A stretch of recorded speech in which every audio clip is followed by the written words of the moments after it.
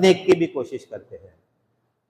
लेकिन धम्म ऐसी चीज है कि धम्म एक इतिहास ही है। धम्म ये बुद्ध का जो धम्म है मानवतावादी धम्म है, लेकिन 1000, 2500, 3000 होने हो गए हुए इतिहास से जमा हो गया। लेकिन वर्तमान में भी ये धम्म जो है वो पुराना नहीं हो गया। यह इतिहास में बंद है तो इतिहास की कोई जरूरत नहीं, ऐसे हम नहीं मान सकते, क्योंकि बुद्ध का ये धम्म ये शोध है।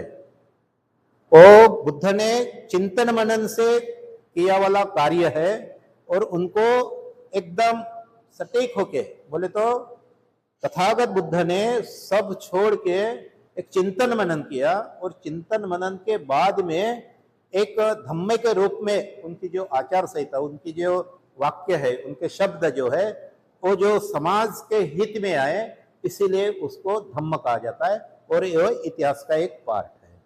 अभी हम इतिहास यानी क्या बोले तो इतिहास हम क्यों समझना चाहते हैं, इतिहास हम क्यों समझना चाहते हैं, तो इतिहास समझने के लिए हमें धम्म समझेंगे तो धम्म मर्यादित हो जाएगा। धम्म एक अवडंबर के रूप में अभी आज पेश होने जा रहा है धम्म। जैसा हम अगर धम्म का ये वलय लिया है हमें, ऐसा ये धम्म है, बुद्ध का धम्म ये है, हमने समझ लिया, ये मानवीय कल्याण के लिए सब इसके लिए एक अच्छा साबित हो सकता है। तो ये धम्म समझने के लिए हमको उसकी पार्श्वभूमि, इतिहास की पार्श्वभूमि समझना है। अगर कोई चीज अगर हमें करनी है, प्रैक्टिकली करनी है, तो उस चीज को एक कार्य करना है तो वो कार्य हमको समझ के लेना है। अच्छे ढंग से अगर समझेंगे उसके परिणाम क्या आएंगे, दुष्परिणाम क्या आएंगे, उसकी भौगोलिक स्थिति क्या है, क्लाइमेट कैसा है, वातावरण कैसा है, ये टाइम में वो हो सकता है क्या, तो ये सभी चीजों का हमें सोचना पड़ेगा, हमें चिंतन करना पड़ेगा और चिंतन के बाद उस कार्य को हमको शुरुआत करनी पड़ेगी। आज हम बुद्ध के धम्म का जो क्लास लेने जा रहा है यार, बहुत सारे लोग बुद्ध धम्म को पढ़ाने जा रहे हैं। जो धम्म भारत भूमि पे एकदम से एक आ गया, एक छा गया है, ऐसा हमें महसूस होता है। तो ये महसूस होता है सिर्फ, तो ये महसूस होता है तो ये नहीं होना चाहिए, महसूस नहीं होना चाहिए, ये प्रैक्टिकली होना चाहिए। और प्रैक्टिकली कैसा हो सकता है, तो ये समझने के लिए हमके इतिहास के पढ़ने को हमको छानना होगा। तो इतिहास बोले तो क्या है, इतिहास बोले तो इतिहास, उसका संधि विग्रह अगर किया हमने तो ये इतिहास बन गया।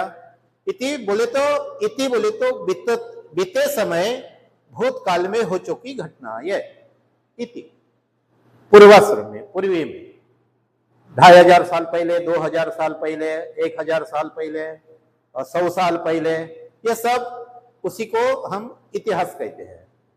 दूसरा ह्रास, घटना, बात या परिवर्तन।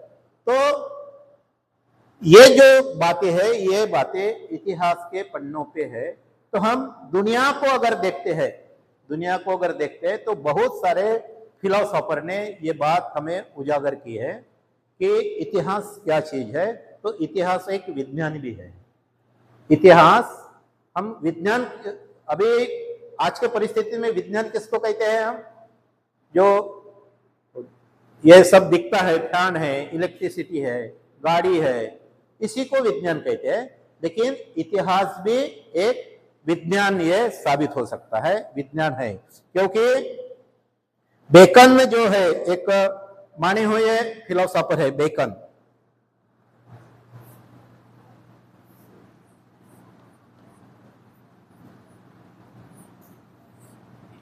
ये बेकन जो है ये बड़े फिलोसोफर है। क्या कहते हैं, ये इतिहास के बारे में बोलने वाला पहला व्यक्ति है जो इतिहास को विज्ञान कहता है। और ये सब लोग ग्रीस के फिलोसोफर्स हैं। मैं 2-3 मुद्दे उनके नाम लूंगा जो कि हमें समझने में बहुत आसानी जाएगी। तो इतिहास ये सब एक प्रकार का साइंस है, एक प्रकार का विज्ञान है, बेकन कहते हैं। और मूलभूत में घटी हुई घटनाओं का अध्ययन वर्तमान दृष्टिकोण से करना है। भूतकाल में घटी हुई घटनाओं का अध्ययन वर्तमान के दृष्टिकोण से करना। हम क्या करने जा रहे हैं? हम बाबा साहब को समझ रहे हैं बुद्ध के बाद में, जिन्होंने हमको बुद्ध की धम्म की दीक्षा दी, और दीक्षा देने के बाद हम जिस धम्म को समझने जा रहे हैं, तो हमें धम्म की दीक्षा किसने दी? बाबा साहब ने दी। तो बाबा साहब के दृष्टिकोण से हम समझ रहे हैं। तो बेकन भी यही कहते हैं कि भूतकाल में घटी हुई घटना का अध्ययन वर्तमान के दृष्टिकोण से आने वाली समस्या को सुलझाने के लिए मददगार साबित होगा। बोले तो ये जो हम जब सोचते हैं, तो ऐसी घटना में आज के वर्तमान परिस्थिति में हमारी जो समस्याएं है, और ये समस्याओं को अच्छे ढंग से अगर समझेंगे हम, तो ये मददगार साबित होगा। ये कौन कहते हैं? बेकन कहते हैं। तो उसी के कहते इतिहास, और ये भी कहते हैं आगे चल के, इतिहास बोले तो दूसरी चीज नहीं है। इतिहास बोले तो राजनीति और इतिहास, ये सभी एक ही पहलू, एक ही सिक्के के दो पहलू है, राजनीति और इतिहास। क्योंकि राजनीति और इतिहास एक ही सिक्के के दो पहलू इसीलिए है क्योंकि हमको आज समझ में आता है। उन्होंने तो 200-300 साल पहले ये बात कही है, लेकिन वो बात बाबा साहब वर्तमान परिस्थिति में बाबा साबित कर सकते हैं कि इतिहास की जरूरत कैसी होती है। आगे चल के हम देखेंगे। और इसका जैसे एक नाम है, एक फिलोसोफर बेकन की, इसका बार्कर कहते हैं, दूसरे फिलोसोफर है। बार्कर का क्या कहना है इतिहास के बारे में? तो उन्होंने तो धम्म बताया, सीधा सीधा उन्होंने धम्म बताया। ये ग्रीस के एक माने हुए फिलोसोफर है, और उनकी जन्मभूमि ग्रीस है, और इतिहास जो निर्माण हुआ है वो ग्रीस से ही निर्माण हुआ है। तो ये क्या कहते हैं, यह जगह किसने बनाई? वही जो तथागत को जो क्वेश्चंस निर्माण हुए, वही क्वेश्चंस बार्कर को निर्माण हुए। जो तथागत ने जो प्रश्न, तथागत तो पहले है, लेकिन वही फिलॉसफी बार्कर ने भी बनाया है। तो ये क्या कहते हैं, यह जगह किसने बनाई? ये क्वेश्चंस बुद्ध के टाइम में भी आया था। विश्व की उत्पत्ति कैसे हुई? विश्व की उत्पत्ति कैसे? तथागत के पूर्वी में भी यही फिलॉसफी चल रही थी। तथागत ने गृह त्याग करने के बाद में जब अनेक ऋषि मुनि जो बैठे थे, तो यही फिलॉसफी चलती थी कि यह सृष्टि कैसी उत्पन्न हुई, यह सृष्टि का निर्माता कौन है, उसी में सब लोग लगे हुए थे। तो बार्कर के बोलते हैं विश्व की उत्पत्ति कैसी हुई? मनुष्य मृत्यु के पश्चात कहा जाता है, ये क्वेश्चन उन्होंने किया। मनुष्य का मृत्यु होता है तो मृत्यु के पश्चात मनुष्य कहा जाता है, ये भी बात उन्होंने की। बाबा साहब ने क्या बात की वर्तमान परिस्थिति में? लेकिन इतिहास जब हम पढ़ते हैं तो हमारे बहुत सारे लोग इतिहास को कैसा उसी में लगे हुए थे कि मनुष्य का शरीर कहाँ होता है, विघटन कैसा होता है, उसी में सब लगे हुए रहते हैं। लेकिन ये इतिहास सिर्फ ये समझने के लिए है, बोध लेने के लिए है। लेकिन इतिहास को ही हम ढूंढते रहेंगे या इतिहास को ही हम पढ़ाते रहेंगे, सीखते रहेंगे, तो वर्तमान परिस्थिति की समस्या के ऊपर हमारा ख्याल नहीं रहेगा। इसीलिए वर्तमान परिस्थिति में हमारी समस्याओं का समाधान निकालने के लिए इतिहास से प्रेरणा लेके, इतिहास से बोध लेके, इतिहास में जो घटित घटनाओं का चिंतन मनन करके जो आज के समाज के हित में जो बातें हैं, उस बातों को उजागर करके रखना। इतिहास में उलझा के रहना नहीं है, लेकिन बोध इतिहास से लेना है। तो ये बार्कर भी ये कहते हैं ईश्वर और आत्मा, इनका अस्तित्व कैसा है, उनको कौन चलाता है। जो ये बातें जो है, ये बातें भी उन्होंने कही है और उसका समाधान भी उन्होंने दिया है। तो उनका समाधान का हमारे को डीप जाने की जरूरत नहीं, यहां तक हमको समझ में आते हैं कि इतिहास में ये बड़े बड़े बोले तो फिलोसोफर्स ये क्या कहते हैं इतिहास के बारे में। तो ये बात हमको एक बहुत अच्छी है, क्योंकि इतिहास ये धम्म जो है ये धम्म इतिहास में जमा है, धम्म इतिहास में जमा है। और इतिहास का संशोधन हम करके, इतिहास का संशोधन करके हम आज के वर्तमान परिस्थिति में उसको कैसा ढालना चाहते हैं। तो ये धम्म जो है, ये सर्कल जो है, ये सब इसके ऊपर आघात हो रहा है, सब तरफ से आघात हो रहा है। बोले तो ये धम्म जो है, जिनको जैसा समझा ऐसा धम्म का व्याख्या होने जा रहा है आज की परिस्थिति में, जिनको जैसा समझा। तो हमको ये धम्म इतिहास में जमा होने के बावजूद भी सही धम्म बाबा साहब के दृष्टिकोण से जो समझा है हमें बुद्ध एंड हिज धम्मा, तो ये धम्म को हमने अच्छे इसमें लेना चाहिए। तो एक फिलोसोफर डॉक्टर बाबा साहब भी कहते हैं, बाबा साहब भी यही दृष्टिकोण से, जैसे ये फिलोसोफर्स है, ये बाबा साहब भी एक बहुत बड़े वैज्ञानिक है और बहुत बड़े फिलोसोफर है, बहुत बड़े। उनकी तुलना आज के इसमें एक कुछ लोग देखते हैं तो एक पॉलिटिकली के क्षेत्र में, सामाजिक कार्य के इसमें ऐसा, लेकिन ये बाबा साहब बहुत आगे बढ़ चुके हैं, बहुत आगे बढ़ चुके हैं। विश्व में उनका नाम जो माने हुए फिलोसोफर्स है उनके लाइन में, उनके ऊपर में निकल गया है। तो ये बातें अगर बाबा साहब तक आती है बुद्ध के तहत, तो ये बाबा साहब ने हमें जब बुद्ध का धम्म दिया है, तो धम्म के बारे में अगर हम सही दिशा में, सही सोच से और उसका सही एनालिसिस करके अगर धम्म को हम देखेंगे, तो यहां से हमको एक नया प्रकाश मिलेगा, नया उजाला मिलेगा। लेकिन क्यों बुद्ध ने तो दिया है 2500 साल पहले। हम क्या सोचते हैं, तथागत बुद्ध ने 2500 साल पहले जब बुद्ध का धम्म दिया है, उनका अच्छा है, मानव कल्याण का है, सब सृष्टि का संरक्षण का है, प्राणी मात्रा प्रज्ञाशील करुणा, सब बातें अगर धम्म में है, तो ये क्वेश्चंस निर्माण होता है कि हमें उसकी छानबीन करने की जरूरत क्या है। एक क्वेश्चंस हमें धम्म के बारे में निर्माण करने की जरूरत है, लेकिन वो जरूरत होती है, क्योंकि बाबा साहब ही कहते हैं कि, बाबा साहब क्या कहते हैं कि जिस समाज को नष्ट करना है, जिस समाज को नष्ट करना है या खत्म करना है, तो इस समाज का इतिहास ही नष्ट कर दो। बाबा साहब क्या कहते हैं, अगर सच्चा भी है, विज्ञानवादी भी है और बहुत अच्छा भी है, मानव कल्याण का भी है, लेकिन भारत में या वर्ल्ड में एक विचारधारा आइडियोलॉजी काम करती है। कौन सी आइडियोलॉजी काम करती है कि एक बोले तो एक साम्यवादी विचारधारा होती है, बोले तो समानता चाहती है, और एक ब्रॉड जो हिंदुस्तान में या भारत में जो विचारधारा है, जिसको ब्राह्मणिज्म विचारधारा कहते हैं, वर्ल्ड में उसको एक अलग नाम से जाना जाता है।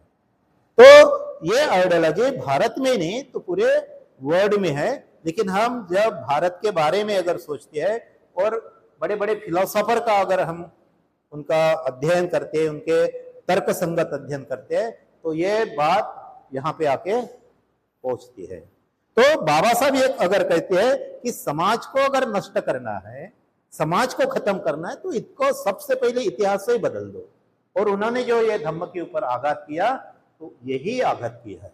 इसीलिए हमको इस दृष्टिकोण से, बाबा साहब के दृष्टिकोण से हमें देखना चाहिए, क्योंकि बाबा साहब ये इतिहास के ये जो फिलोसोफर है उनके लाइन में बैठे हुए हैं, छोटे मोटे व्यक्ति नहीं है। और हम बाबा साहब को क्या समझते हैं, बाबा साहब को एकदम छोटा, एकदम दलितों के नेता, लेकिन वो दलितों के नेता नहीं, वर्ल्ड के सभी मानव कल्याण के एक आज के वर्तमान स्थिति में वो मार्गदाता साबित हो सकते हैं वर्ल्ड में। क्योंकि हम धर्म के बारे में अगर ये सोच लिया हमने, धर्म बहुत सारे हैं, धर्म के बाबा साहब अंबेडकर, ये जो फिलोसोफर्स है, ये सब बाबा साहब भी धर्म के आगे निकल जाते हैं। ये धर्म जो है जब निर्माण हुए, धर्म बोले तो एक अच्छा है, एक आइडियोलॉजी, एक विचारधारा है सभी धर्म के, लेकिन उन्होंने जो लोग धर्म संस्थापक है, उन्होंने उस सिचुएशन में जब एक सब लोग एक इतिहास में उलझे हुए थे कि ये सृष्टि का निर्माता कैसा हुआ, सृष्टि को कौन चलाता है, सृष्टि कैसे निर्माण हुई है, तो उस टाइम में उलझे हुए लोग हैं, उनको थोड़ा समझ में आया और उन्होंने धर्म की नींव रखी। और ये धर्म की नींव रखने के बाद तो अलग अलग को जो दृष्टिकोण से देखा गया, उन्होंने चिंतन मनन किया, उन दृष्टिकोण से उन्होंने धर्म को देखा। फिर बहुत सारे लोग हैं जो धर्म संस्थापक है, ये मुस्लिम धर्म संस्थापक है, क्रिश्चियन धर्म संस्थापक है, जीसस है, महावीर है, तो ये सब लोगों ने इनको धर्म के रूप में देखा, उसको धर्म का नाम दे दिया। लेकिन उन्होंने धर्म का नाम दिया, उनके साथ में जो सिचुएशन थी उस टाइम की, जो ये सृष्टि, ईश्वर, आत्मा, तो वो निकाल नहीं पाए, ईश्वर आत्मा को निकाल नहीं पाए। उनके ये जो धर्म संस्थापक है, वो धर्म संस्थापक के बारे में वो लोग उनको वहां तक नहीं पहुंचे, वहां तक उनकी सोच नहीं गई। ये भी तो संस्थापक जो धर्म संस्था के तो इंसान ही है, वो देव तो नहीं है। उन्होंने देव की कल्पना रखी है, जो बुद्ध ने वो सब मिटा दिया, उसको नकारा कि ऐसा कोई नहीं है, और मैं भी ईश्वर नहीं हूं, मैं भी देव नहीं हूं, मैं एक आपके जैसा पैदा हुआ एक मनुष्य हूं, आपके जैसा पैदा हुआ एक मैं मनुष्य हूं। तो ये बुद्ध ने भी बात रखी है, लेकिन ये लोगों ने वहां तक उनकी सोच नहीं गई, ये और ईश्वर आत्मा में उलझन में रहे, और कुछ लोगों ने उनके आइडिया भी स्वीकारी। बोले तो हम ये क्यों समझ रहे हैं, ये क्यों और अपने डिटेल जावे, ये धर्म के बारे में या बाबा साहब के विचारधारों के बारे में वर्तमान में अगर हम को समझना है, तो हमें ये बातें उसकी बैक साइड जो है, उसका पूर्व इतिहास, बोले तो आक्रमण होगा नहीं। मेरा कहने का मतलब समझे ना आप कि ये धम्म है, ये धम्म एक कवच है, बुद्ध का मार्ग है,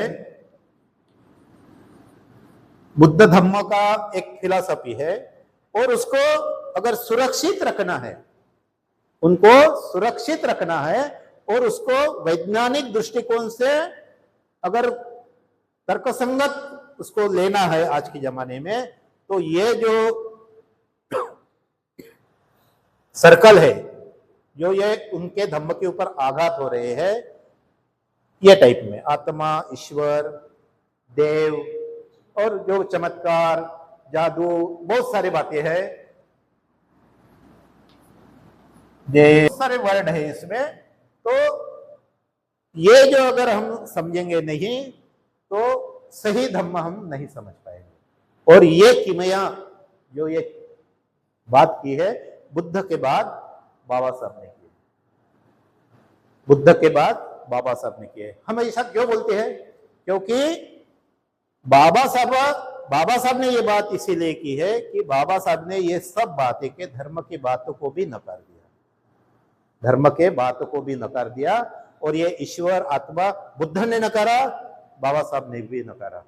तो ये हम अगर समझेंगे, फिर भी आज भी ये आइडियोलॉजी, पूरे वर्ल्ड का तो छोड़ो, अपन हम भारत के बारे में सोचेंगे, हम अपने बारे में सोचेंगे, क्योंकि बाबा साहब ने तो जो जो बातें सीखी है, तो वर्ल्ड के बड़े बड़े साइंटिस्ट या फिलोसोफर्स जो है, उनसे भी तर्कसंगत बातें, सच है या कुछ है, ये भी बाबा साहब ने ये बातें भी सामने रखी है। क्योंकि बुद्ध के टाइम में चिंतन मनन होता था, ये धर्म जब संस्थापक हुए, पढ़ाई नहीं, चिंतन, एक बताना, सुनना, और अच्छा है या बुरा है, पसंद आया नहीं आया, तो उसको अपने माइंड में लेके उसको चलाना, क्योंकि पढ़ाई के टाइम में ये लिखा नहीं जाता था, उस टाइम में पढ़ाई नहीं थी, लेकिन एक श्रवण करने का और बताने का यही एक फार्मूला था। तो उस टाइम में बाबा साहब के टाइम में क्या हुआ, बहुत सारा विज्ञान डेवलप हुआ, सब लोगों ने उसको चिंतन मनन करके इतिहास को लिखा गया, और इतिहास को लिखने के बाद ये, इसीलिए हमें इतिहास को जानना है तो उसको मूल रूप से उसका ढांचा जो है वो समझना चाहिए। इसीलिए अगर ये अच्छे तरह से अगर समझेंगे, लेकिन हमें अभी आज वर्तमान परिस्थिति में क्या हो रहा है, हमें यही समझ में नहीं आ रहा है। तो धम्मा का जो एक आवरण है वो सुरक्षित नहीं हो रहा है। हमारे लोग दुश्मन भी इसके ऊपर अपने तरीके से मारा कर रहे हैं, हमारे लोग भी बुद्ध को जानने वाले उसके समर्थक भी उसके तरफ अलग दृष्टिकोण से देख रहे हैं, अलग दृष्टिकोण से देख रहे हैं कि उनको भी ये दृष्टिकोण से देख रहे हैं कि ये ईश्वर, आत्मा, देव, चमत्कार ये बाबी है, वो बाबी ये जो बातें हैं ये बातें धम्म में भी देख रहे हैं। तो ये जो है ये बहुत बड़ा उडंबर साबित हो रहा है, और इसी वजह से हम सही डायरेक्शन में, सही रास्ते में हम नहीं पहुंच पा रहे हैं। अगर हमको सही डायरेक्शन में, सही दिशा में अगर पहुंचना है तो हम सब लोगों को, जो लोग बुद्ध को मानते हैं, जो लोग बाबा साहब को मानते हैं, जो लोग ये संत महापुरुषों की आइडियोलॉजी को मानते हैं, ऐसे सब लोगों ने एक चिंतन मनन करके चिंतन करना चाहिए। क्योंकि पढ़ाई तो कर रहे, क्योंकि ये उसके बाद में लिखा गया, ये भी लिखा गया, महाभारत लिखा गया, रामायण है बोलते सब है, तो शायद बुद्ध का भी चरित्र धम्म का त्रिपिटक के रूप में लिखा गया है। तो वो सब बातें लिखी गई है, तो वो बातें धर्म की बहुत साल पहले थी। तो वर्ड पूरा, और ये मानव तो बहुत बड़ी प्रगति कर चुका है, तो ये हिम्मत किसी में नहीं आई अभी तक कि धर्म के बारे में भी एक बार चिंतन मनन करने की, किसी में नहीं आई। और सिर्फ बाबा साहब ने करके बताया, बाबा साहब ने करके बताया, और बाबा साहब ने ये करके बताया कि उन्होंने धम्म की बातें को अलग नहीं किया, बुद्ध की बातें को अलग नहीं किया, लेकिन बुद्ध के बातों में जो मिलावट पैदा हुई है इतने साल के बाद में, तो उसी को बाबा साहब ने अलग निकालने की कोशिश की, और कुछ नहीं किया। और बाबा साहब ने कुछ नहीं किया, ये हमको आज के टाइम में उसको मान्यता है क्या, ये हमारे फायदेमंद है क्या? अगर फायदेमंद है तो उसको स्वीकार करो, अगर फायदेमंद है, सच्चाई भी है, उन्होंने जो भी उस टाइम में वर्तमान परिस्थिति में तथागत बुद्ध ने जो बातें की है उनकी जरूरत थी। वो जैसे हम बहुत लोग पुनर्जन्म के बारे में बात करते हैं, बहुत सारी बात करते हैं, पुनर्जन्म में इस बारे में बात करते हैं, बड़े बड़े अच्छे अच्छे लोग भी, बुद्ध को मानने वाले हमारे जैसे लोग भी, अच्छे अच्छे सीनियर लोग भी उसको पुनर्जन्म के बारे में बहुत बात करते हैं। पुनर्जन्म के बारे में बुद्ध ने उस टाइम के सिचुएशन को देखते हुए वो बातें उनको करना जरूरी थी। समझ में आ रहा है ना? अपने उस टाइम में उसको डिटेल्स करना जरूरी था कि उसका विघटन कैसा होता है, शरीर कैसा बनता है, ये सभी बातें बुद्ध को, क्योंकि वो लोग आत्मा को ये देते थे पूरा, और इसके वजह से बुद्ध को ये बातें वो निकालने के लिए, उसको क्वालिफाई करने के लिए बुद्ध को ये बताना था। नहीं तो अगर बुद्ध बताते नहीं थे, दो टुक में अगर बात तथागत ने भी की रहती थी उसे, तो लोग उनको मानते नहीं थे। और वो बात मानने के लिए लोगों को अच्छे तरह से उन्होंने समझा के बताया। और वही बात अभी इतिहास में है, लेकिन उसकी जरूरत आज है क्या? आदमी कहा जाता है, आदमी मरने के बाद में कहा जाता है, लेकिन मैं जब बड़े बड़े लोगों का अध्ययन करता हूँ या देखता हूँ उनको, तो बहुत सारे लोग उसी में ज्यादा प्रकाश डालने की कोशिश करते हैं। और बाबा साहब की जो फिलॉसफी है, बुद्ध के जो ओरिजिनल फिलॉसफी है बुद्ध की, जो मानवीय कल्याण के लिए आज भी कारणीभूत है कि मनुष्य की आज की समस्या क्या है। आज देखो, आज भारत देश में कैसी सिचुएशन। अब जब वर्तमान पत्र पढ़ते हैं तो रोज उसमें जो हमारे एक वाचक है यहाँ के, एक रोज पढ़ते हैं कि आज कितने मर्डर हुए हैं। नागपुर की बात, नागपुर जो पुरवनी पढ़ते हैं तब आज 10 मर्डर हुए हैं, आज 3 मर्डर हुए हैं, आज 4 लोगों ने आत्महत्या की है, आज एक्सीडेंट की वजह से इतने लोग मर गए हैं। तो डेली जो है कितने सारे लोग ऐसे जा रहे हैं। ये क्यों, आखिर क्यों मर्डर हो रहा है? एक्सीडेंट ठीक है, लेकिन एक्सीडेंट भी नहीं होना चाहिए। तुम अगर धम्म के मार्ग पर चलोगे एक्सीडेंट भी नहीं होगा। कितनी ताकत है। मर्डर और चोरी डकैती, मर्डर तो बात दूर है। तो ये बातें जो समझना चाहिए आदमी को, वो नहीं समझ रहे। दुश्मन तो नहीं समझेगा, जिनको राज करना है वो तो नहीं समझेगा, क्योंकि उनको राज करना है और उनको राज करने की वजह से वो तो समाज को अंधकार में रखना चाहते हैं। लेकिन जो लोग बाबा साहब पे, बुद्ध को, फुले और अम्बेडकरी विचारधारा को, आइडियोलॉजी को जो मानते हैं, उनका प्रथम कर्तव्य है कि उनको मानना है तो वही दृष्टिकोण से मानो और जितना समाज के हित में है वही काम करो। बाकी के हमको देने की जरूरत नहीं, डीप जाने की, इतना सारा डीप जाने की हमें जरूरत नहीं है। हमें उतना ही सिद्धांत की जरूरत है। आज के वर्तमान में एक मनुष्य सुखी कैसा हो सकता है,